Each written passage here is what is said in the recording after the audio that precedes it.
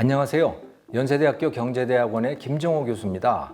제가 그 유치원 문제를 계속 말씀을 드리는 이유는 여러분 아이들이 사회에 나갔을 때 앞으로 10년 후, 15년 후 그때 여러분 아이들이 제대로 그 사회에 적응하기 위해서, 즉 AI나 로봇이 우리 주변에 늘 활동하고 있는 그런 사회에서 그 AI나 로봇과 같이 이 일을 하고 협업을 할 수 있고 또 그들의 주인이 될 수 있도록 하기 위해서는 이 유치원에서 습득되는 습관이 굉장히 중요하다. 그래서 제가 이제 유치원 말씀을 드리는 거거든요. 그렇기 때문에 제가 지난 영상들에서 말씀을 드렸듯이 사립유치원이 건재하고 있어야 된다. 왜냐하면 다양한 선택지들이 있어야 되는 거예요. 다양한 교육 환경이 있어야 되고 또 그 중에서 여러분들이, 즉 학부모들이 선택할 수 있게 그렇게 해야 된다라고 하는 것이고, 거기에는 국공립 유치원도 예외가 아니다. 그래서 국공립도 바우처를 받아서 여러분들이 선택할 수 있게 그렇게 해야 한다. 이제 이런 말씀을 드렸었어요. 그런데 이렇게 가는데, 이런 목표를 향해서 가는 데 있어서 굉장히 큰 장애물이 있습니다. 그게 뭐냐면 사립유치원에 대한 감사 문제예요. 여러분 아마 들어보셨을걸요? 신문에 자주 나죠. 무슨 모 사립유치원 원장이 말이지 유치원 돈을 가지고 그걸 가지고 뭐 해외여행을 갔다더라. 유치원 돈을 가지고 자기 개인 차를 샀다더라. 그러니까 이게 이제 마치 횡령처럼 되는 거예요. 여러분도 아마 다 그런 그 기사를 들어보셨을 겁니다. 자, 그런데 흥미로운 사실이 있습니다. 그 교육청에서 그렇게 감사를 해가지고 야, 이건 횡령이야. 그럼 어떻게 하겠어요? 그러면 검찰에다 고발을 할 거 아니에요. 그래서 검찰에다가 고발을 했어요. 그랬더니 그 검찰의 대부분이, 검사들이 이거는 범죄가 아닌데? 이건 무혐의야 또는 증거 부족이야. 이렇게 해가지고선 사건을 그냥 거기서 중단을 시킨 거예요. 그리고 일부 재판에 넘어간 경우도 있었는데 법원에서 판사들이 또 뭐라고 했냐면 이건 무죄야. 이렇게 얘기를 했던 거예요. 그래서 제가 알기로는 아직까지 교육청이 사립유치원을 감사해가지고 횡령한 것처럼 결과를 발표했는데 그게 유죄가 된 것은 하나도 없어요. 그럼 왜 검찰이나 재판부에서는 무죄라고 봤을까요? 그건요, 검사나 판사가 봤을 때 그 횡령이 아니기 때문입니다. 무슨 소리냐? 아니, 유치원 돈과 설립자 개인의 재산과는 구분이 되는 게 아니야. 그건 같은 거야. 그러니까 같은 거기 때문에 그 자기 개인 돈을 쓰는 것인데 그게 횡령이 될 수는 없는 것이지. 왜냐하면 자기 돈을 쓰는 것이기 때문에. 잘 이해가 안 되시죠? 이건 이런 거하고 비슷합니다. 여러분이 식당을 하신다고 생각을 해보시죠. 식당을 운영하고 계십니다. 자, 그러면 여러분은 식당에서 번 그 돈을, 식당에 손님들이 낸 돈을 가지고 그 돈으로 자동차도 사고 해외여행도 가시고 그러잖아요? 그러면 여러분이 식당의 돈을 횡령한 것인가요? 아니죠. 뭐 내 거예요. 어차피 그게. 그러니까 유치원도 그런 상태인 겁니다. 유치원도 그런 상태인 거예요. 그래서 일종의 개인 사업자로 운영이 되어 왔던 것이죠. 그러니까 그것을 뭐 범죄라고 말할 이유도 없는 거, 그냥 자연스러운 그게 삶이었던 겁니다. 그런데 그것을 어느 날 갑자기 2012년부터 범죄로 보기 시작한 거예요. 그래서 유치원 돈과 개인 돈은 구분을 해야 돼. 그리고 유치원 돈에서 너는 한 푼도 가져갈 수가 없어. 유치원을 위해서 유치원에 고용돼 가지고 원장이 되든지 아니면 무슨 실장이 되든지 교사가 되든지 거기에 월급은 가져갈 수 있지만 나머지 네가 설립자라는 이유만으로는 한 푼도 가져가면 안 돼. 이렇게 된 거예요. 그런데 유치원 설립자들의 입장에서는, 원장의 입장에서는 아니, 이건 지금까지 수십 년간 그렇게 살아왔는데 나는 갑자기 이렇게 하면 나는 어떻게 살란 말이야? 하고 충돌이 생기는 겁니다. 그래서 예전처럼 계속 사는 사람들은 다 그게 횡령처럼 되는 거죠. 그 교육청에서 감사를 하면 다 걸리는 거예요.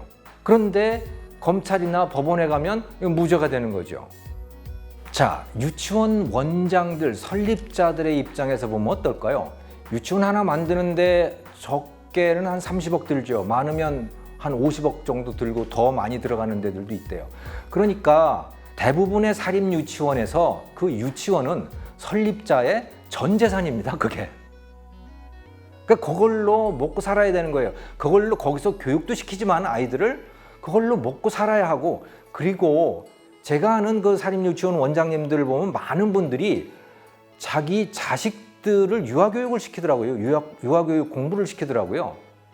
그러니까 그 유치원에서 교사를 하면서 커가지고 나중에 이걸 가업으로 물리고자 하는 사람들도 많은 거예요.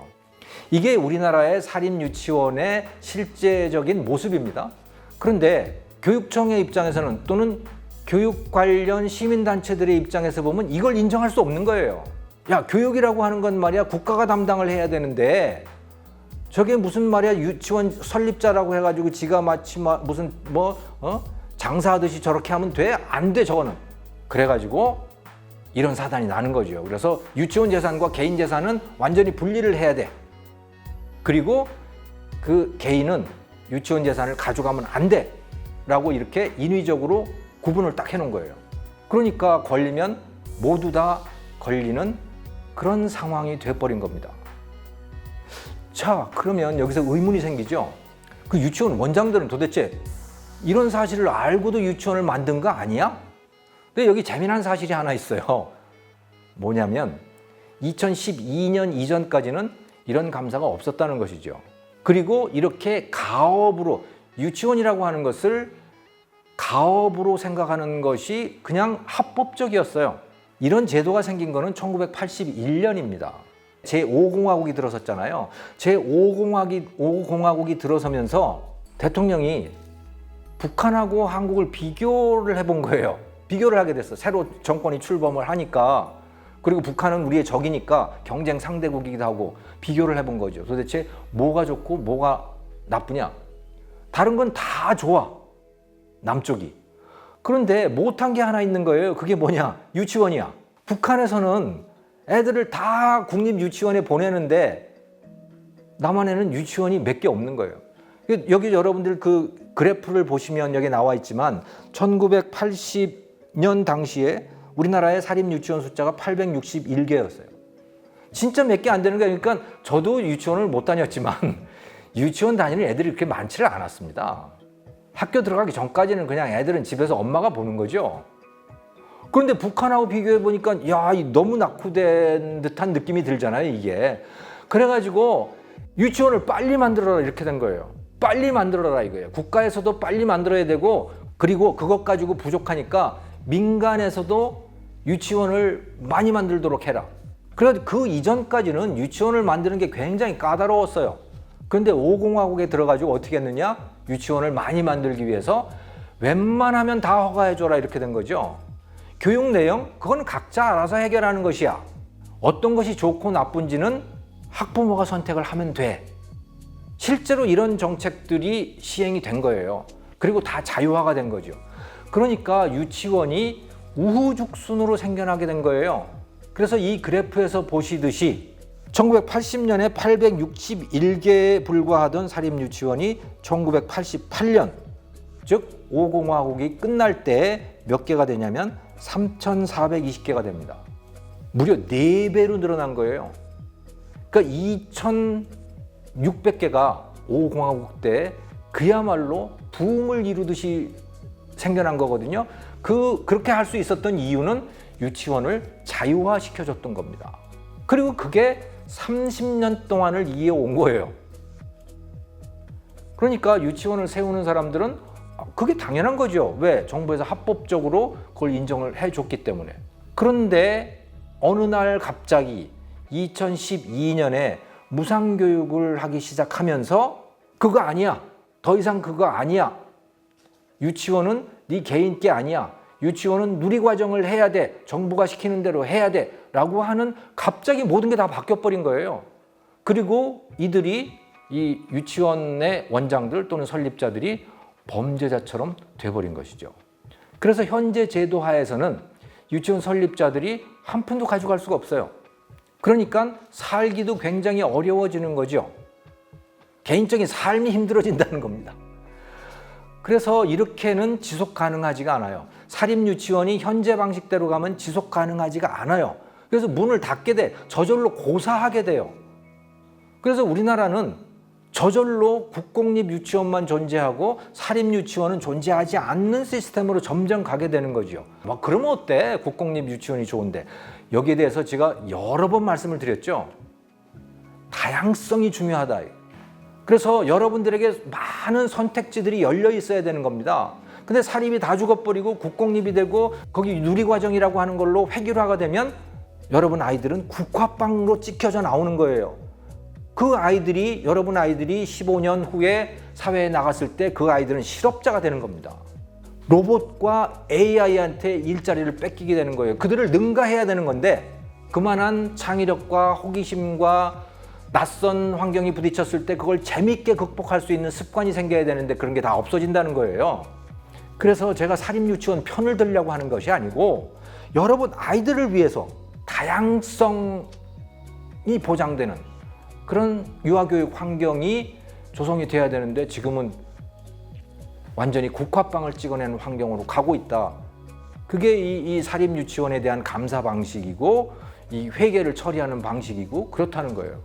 지금 말씀드린 건 사실은 주마간산격이죠. 막 뭐 영상으로 말씀드려야 되기 때문에 그냥 뭐 대충 뭉뚱그려서 말씀드린 것이지만 여기에 대해서도 제가 논문을 써놓은 게 있어요. 그 논문을 여러분들께 이제 공개를 해드리려고 해요. 이 영상과 더불어서. 그래서 여러분 아이들이 4차 산업혁명 시대에 제대로 적응하기 위해서 로봇과 AI의 주인이 되는 그런 사람이 되기 위해서는 이 유치원, 유아교육 환경이 정말 중요하다. 다양성이 살아있어야 된다. 그러기 위해서는 사립유치원이 살아있어야 되고 국공립 유치원도 각자가 자율성을 가지고 학부모의 선택을 받는 그런 시스템으로 변해야 된다. 그런데 지금 감사 방식대로 가면 불가능해진다. 그게.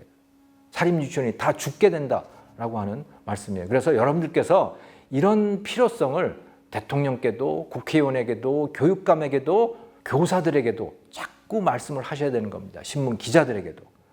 그래야 여러분의 아이들이 제대로 된 환경, 다양성이 살아있는 그런 유아교육 환경에서 자라날 수 있다. 그래야 로봇과 AI를 능가하는 인재로 성장해서 세상의 주인이 될 수 있다. 그런 말씀입니다. 감사합니다.